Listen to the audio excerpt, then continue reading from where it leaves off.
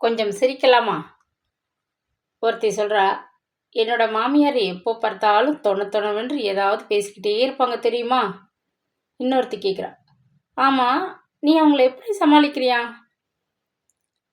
எனக்கு என்ன கவலை, அவங்களோட பேச்சை கேட்காம இருக்கத்தான் வாக்மேன் இருக்கே. பார்த்துமா, அப்புறம் எதையுமே கேட்க முடியாதபடி காது மந்தமாயிட போகுது. நீதிபதி கேட்குறார் குற்றவாளியை பார்த்து, உன்னுடைய கொலை வழக்கில் உனக்கு வக்கீல் வைத்து வாதாட விரும்புகின்றாயா? குற்றவாளி சொல்கிறான், வேண்டாம் எஜமா, அந்த வக்கீல் வழக்கில் சரியாக வாதாடலைன்னா எனக்கு கோபம் வந்து அவரையும் கொலை பண்ணிட்டேன்னா அதுக்கும் சேர்த்து தண்டனை கொடுத்துடுவீங்களே, அதான் பயமாக இருக்குது. சரி சரி, நீதிபதிக்கு ஒன்றும் ஆயிடாதுல்ல. என்னோட மாமியார் கேஸ் சிலிண்டர் வெடித்து போன வாரம் இறந்து போயிட்டாங்க.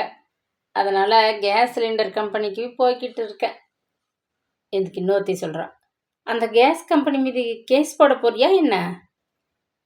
ம், அந்த கம்பெனிக்காரங்களை பாராட்டிட்டு வர போகிறேன்.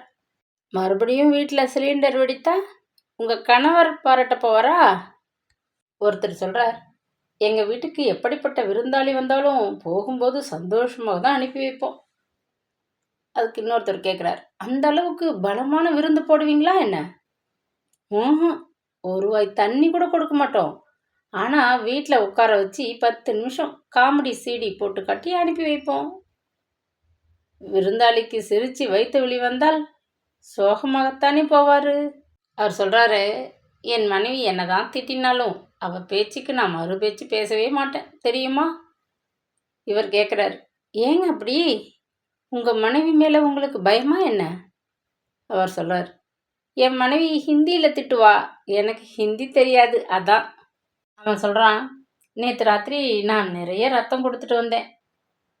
இவன் சொல்கிறான், வெரி குட், உன்னுடைய உதவி மனப்பான்மை வாழ்க. அதுக்கு அவன் சொல்கிறான், மண்ணாங்கட்டி, நேற்று ராத்திரி கொசுக்கள் உள்ள இடத்துல தூங்க வேண்டியதாக போச்சு, அதான் ரத்த இழப்பு. எப்படியோ கொசுக்களோட பசியை போக்கியிருக்கீங்களே, அதுவும் உதவிதான்.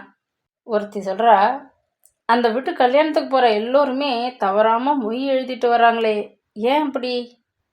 இதுக்கு இன்னொருத்தி சொல்கிறா, மொய் எழுதாமல் வர்றவங்களோட செருப்புகள் எல்லாம் காணாமல் போயிடுதான், அந்த பயத்தினால தான் மொய் எழுதிட்டு வராங்க. இனிமே கல்யாணத்துக்கு போனால் செருப்பு போடாமல் போக வேண்டியது தான்.